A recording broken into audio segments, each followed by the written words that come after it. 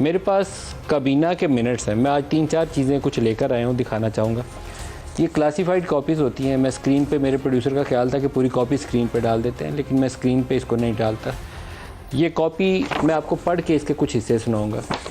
ये काबीना के 30 तारीख है, जब 7 तारीख को एलामिया आया। ये बताते हैं, नंबर भी उसका लिखा हुआ है, कोई 88 नंबर है या क्या, उसका जो साइफ़र मैसेज आया है असद मजीद का साइफ़र मैसेज है। डोनाल्ड लू के साथ मीटिंग के बाद काबीना के इजलास में उस वक्त आया जब इमरान खान जलसे में ख़त लहरा चुके थे, और हम कहते थे कि किसका ख़त है, क्योंकि कहते थे गैर मुल्की धमकी मिली है। और मैंने यहाँ इसी प्रोग्राम में बैठ के समा पे कहा था कि असद मजीद का साइफ़र नोट है जो उसको यूएस स्टेट डिपार्टमेंट ने डीमार्च करने के बाद दिया था, वही होगा, उसी के अंदर तफसील होगी। इस पूरे मिनट्स के अंदर फॉरेन कॉन्स्पिरेसी का तज़किरा मुझे नहीं मिला।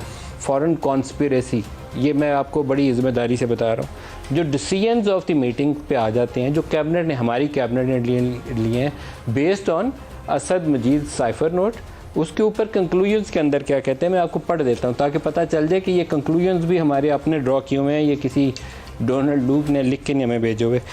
कैबिनेट ने उस सारी ब्रीफिंग को जो था बड़े ग्रेव कंसर्न का उसके ऊपर इजहार किया, और जो इन्फ्लेमेटरी लैंग्वेज थी, कहा कि tantamount to the threat of regime change, कि जो इन्फ्लेमेटरी लैंग्वेज यूज़ की गई है डोनाल्ड लू की जानिब से, जो असद मजीद ने हमें बताई, दैट टेंटामाउंट्स, के वो तकरीबन रिजीम चेंज के मुताबिक वो बन जाती है। क्योंकि उसने कहा क्या, वो उसके ब्रीफिंग के अंदर लिखा हुआ है, उसने लिखा हुआ है कि रशिया का विज़िट लगता है कि इमरान खान का ख़ुद का फ़ैसला था, और इस सिचुएशन के अंदर इमरान खान जो पॉलिसी न्यूट्रलिटी की जिसकी बात कर रहे हैं और रूस का विज़िट कर रहे हैं, ये आइंदा आने वाले दिन इमरान खान को आइसोलेशन का सामना करना पड़ेगा अमेरिका और यूरोप में, अगर इस सिचुएशन में ये वहाँ जाते हैं। डोनाल्ड लू ने कहा, यकीनन कहा होगा, बिल्कुल मैं क्वेश्चन नहीं कर रहा। अमेरिकी ऐसी ज़बान नहीं बोलते हैं, वो कहते हैं हम आपको पैसे देते हैं, उधार या इमदाद देते हैं, तो हम जो कहते हैं माने। वो ऐसा तरीकाकार उनका यही होता है। यकीनन बोला होगा, मैं शक नहीं कर रहा इमरान खान के ऊपर भी और पाकिस्तान के एम्बेसडर के ऊपर भी, कॉन्स्पिरेसी थ्योरी के ऊपर शक करता हूँ।